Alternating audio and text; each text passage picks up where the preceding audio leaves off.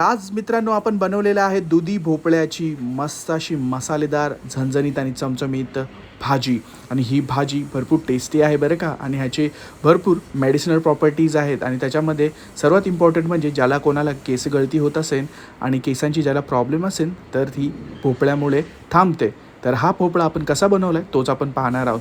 तर सर्वप्रथम आपण घेतलेला आहे लसूण घेतलेला आहे, कांदा घेतलेला आहे, कढीपत्ता घेतलेला आहे, मीठ घेतलेला आहे, धने पावडर, ओला मसाल्यामध्ये आपण टाकलेला आहे कांदा, खोबरं, धने, लसूण, अद्रक, जिरे, खसखस, लाल मिरच्या आणि टमाटर. त्याचबरोबर आपण घेतलेले आहे हळद, जिरे आणि मोहरी.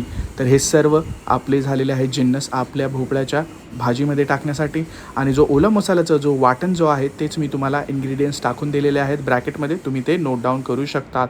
तर हे झालेले आहेत आपले इन्ग्रेडियंट्स आपल्या भोपळ्यामध्ये टाकण्यासाठी. तर दुधी भोपळा आपण सर्वप्रथम काय केलेलं आहे, स्वच्छ धुवून घेतला आहे आणि त्याच्यावरचं जे हार्ड आवरण असतं ते आपण साळून घेतलेलं आहे.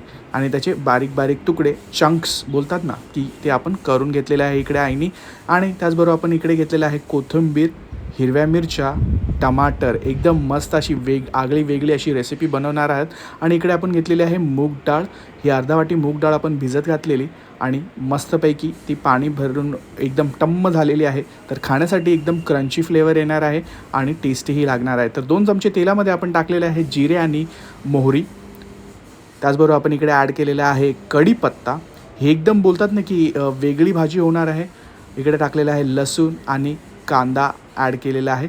काहीतरी वेगळं म्हणजे भरपूर प्रकारचे वेगवेगळे जिन्नसच आपण ह्याच्यामध्ये टाकलेले आहे. टमाटर असो, कांदा असो, मोहरी असो, जिरे असो. तर सर्व हे मसाले ह्याच्यामध्ये जाणार आहे आणि ती आपल्याला एकवटून एक टेस्ट देणार आहे जेणेकरून तुम्हाला खाण्यासाठी भोपळा खाण्यासाठी एकदम उत्सुक करेन, तोंडाला पाणी सुटेल. इकडे आपण टाकलेल्या आहे हिरव्या मिरच्या कापून.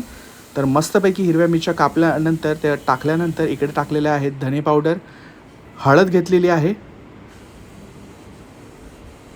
तुम्ही बघू शकता मस्त असा कलर सुटलेला आहे. आणि भोपळ्याची भाजी म्हटलं की भरपूर जण नाकं मुरडतात, परंतु ही भोपळ्याची भाजी आम्ही ज्या पद्धतीने बनवलेली आहे त्याच्यामुळे तुम्हाला एकदम वेगळाच टेस्ट येणार आहे. नक्की तुमच्या घरच्यांना आवडणार आहे या पद्धतीने बनवायला भोपळ्याची भाजी. इकडे टाकलेले आहेत आपण टमाटर. आणि ज्या स्त्रियांना केस गळतीचा प्रॉब्लेम असतो, पुरुषांना केस गळतीचा प्रॉब्लेम असतो, भोपळा म्हटलं की त्याच्यावरती एक रामबाण इलाज आहे. आणि ही भोपळ्याची भाजी म्हटलं की ती तुम्ही खाल्ली हफ्त्यातून एकदा तरी तुमचे केस दाट होणार आहेत. तर एकदम भरपूर अशा बोलतात ना की मेडिसिनल प्रॉपर्टीज आहेत त्याच्यामध्ये. तर ह्याच्यामधली एक मेडिसिनल प्रॉपर्टी मी तर तुम्हाला सांगितलेलं आहे. तर आईने इथे काय केलेलं आहे, मसाला चांगला फ्राय करून घेतलेला आहे आणि त्याच्यामध्ये 1 कप पाणी टाकलेलं आहे. हे 5 मिनिटांनंतर तुम्हाला दाखवत आहोत की आम्ही ह्याच्यामध्ये मसाला फ्राय झाल्यावरती भोपळा टाकायला सुरुवात केलेली आहे मित्रांनो. तर एकदम वेगवेगळ्या पद्धतीने आपण ह्या डिशेस घेऊन येतो, म्हणून त्यासाठी मुंबईकर आई चॅनलला लाईक, शेअर, सबस्क्राईब करायला विसरू नका. तुमचा सपोर्ट आपल्या मराठी चॅनलला नक्की दाखवा.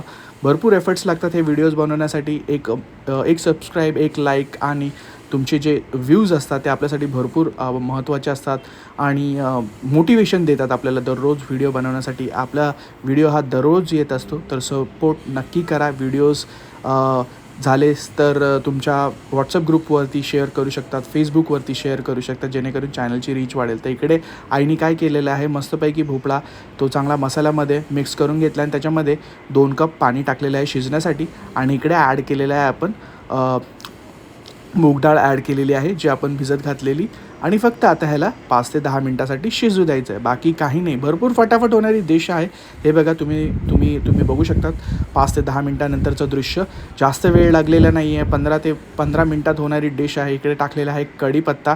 कढीपत्त्यानंतर आपण इकडे गॅसवरून खाली काढून घेतलेलं आहे आणि बघा सर्व करतो आहे आपण दुधी भोपळ्याची भाजी विथ मूग डाळ.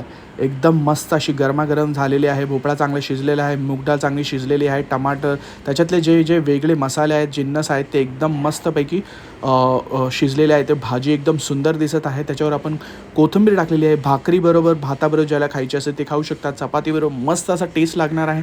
तर ही भाजी तुम्ही नक्की करून बघा, तुमच्या घरच्यांना नक्की आवडेल. आणि अशा नवनवीन व्हिडिओसाठी मुंबईकर आईस चॅनलला सपोर्ट करा. तर भेटूया अशाच एका पुढच्या व्हिडिओमध्ये.